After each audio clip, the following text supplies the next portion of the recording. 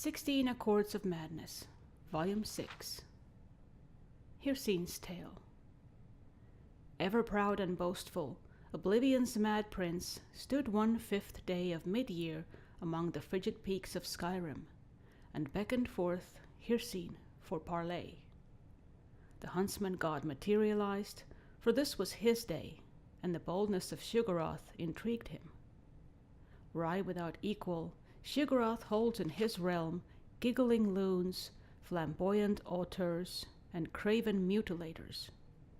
The mad prince will ply profitless bargains and promote senseless bloodshed for nothing more than the joy of another's confusion, tragedy, or rage. So it was that Sheogorath had set a stage on which to play himself as rival to Hircine. Without haste, the coy prince proffered his contest. Each prince was to groom a beast to meet at this place again 3 years to the hour and do fatal battle. Expressionless behind his fearsome countenance, Hircine agreed, and with naught but a dusting of snow in the drift, the princes were gone to their realms. Expressionless behind his fearsome countenance, Hircine agreed, and with naught but a dusting of snow in the drift, the princes were gone to their realms. Confident, but knowing Sheogorath for a trickster, Hircine secretly bred an abomination in his hidden realm. An ancient Daedroth he summoned, and imbued it with the foul curse of lycanthropy. Of pitch heart and jagged fang, the unspeakable horror had no peer, even among the great hunters of Hircine's sphere. In the 3rd year, on the given day, Hircine returned, where Sheogorath leaned cross-legged on a stone, whistling with idle patience. The prince of the hunt struck his spear to the ground, bringing forth his unnatural snarling behemoth. Doffing his cap, sly as ever, Sheogorath stood and stepped aside to reveal a tiny colorful bird perched atop the stone. Demurely it chirped in the bristling gusts, scarcely audible. In a twisted, springing heap, the Daedroth was upon the stone, leaving only rubble where the boulder had been.